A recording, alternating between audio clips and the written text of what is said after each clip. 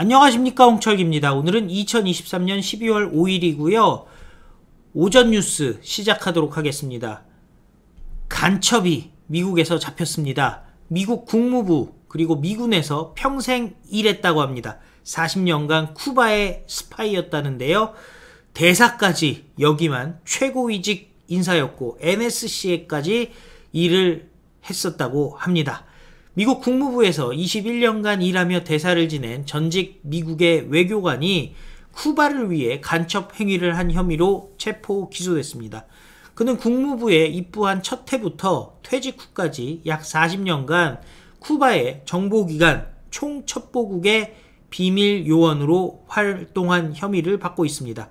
미국 법무부는 빅터 마누엘 로차 전 주볼리비아 미국 대사를 외국 정부의 요원으로 활동한 혐의로 체포해서 기소했다고 밝혔습니다.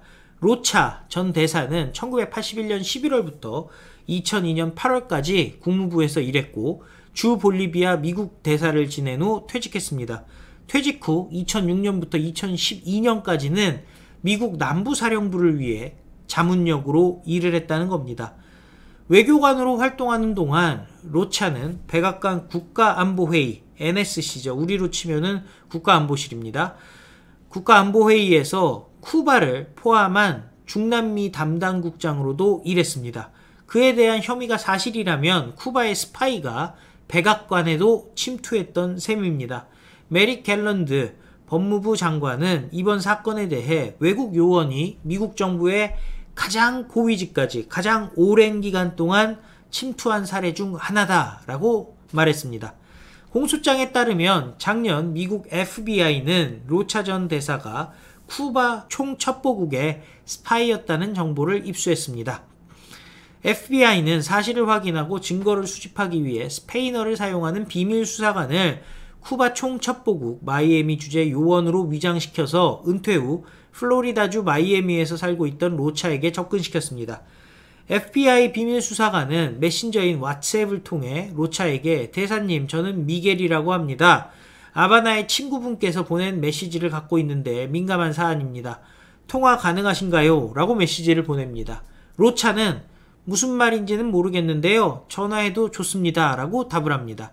로차와의 통화에서 FBI의 수사관은 연락해서 메시지를 드리라는 지시를 받았다 라면서 칠레에서부터 우리를 많이 도와주신 것으로 압니다. 직접 만나는 것이 가장 좋겠습니다. 라고 말했습니다. 이후 두 사람은 마이애미의 한 교회에서 만났다고 하는데요. 로차는 교회로 이동하는 길에도 쿠바 총첩보국에서 교육을 받은 대로 우회로를 이용하고 중간에 몇 분간 멈춰서 미행하는 사람이 없는지 등을 살피며 이동했다고 미국 법무부는 공소장에서 밝혔습니다.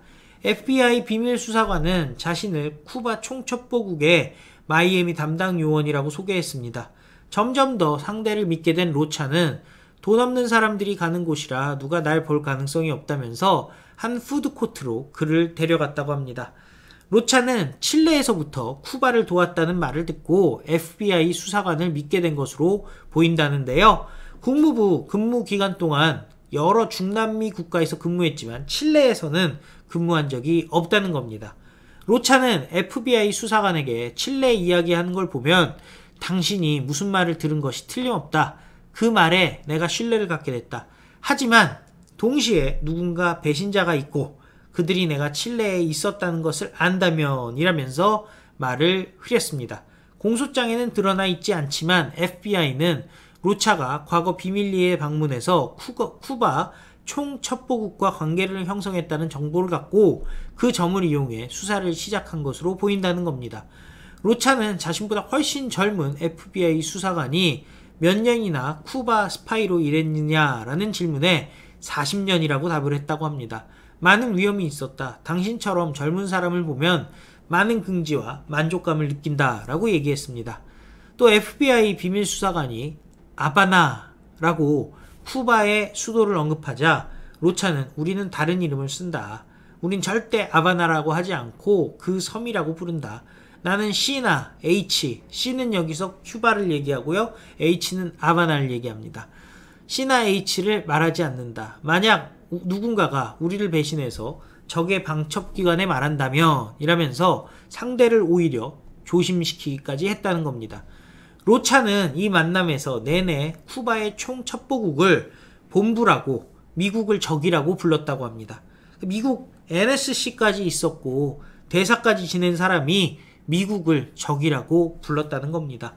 2016년부터 2017년쯤 도미니카 여권을 이용해 파나마에서 쿠바로 갔던 것이 쿠바 총첩보국과의 마지막 접촉이었다면서 이번에 연락해줘서 매우 고맙다는 것을 내 동료들에게 전하고 싶다라고 얘기했습니다.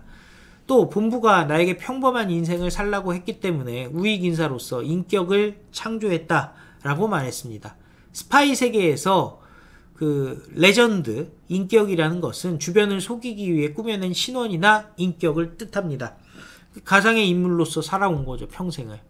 1950년 볼리비아에서 태어난 로차는 부모를 따라 미국으로 이민해서 뉴욕에서 자랐습니다. 78년에 미국 시민권을 획득했고요.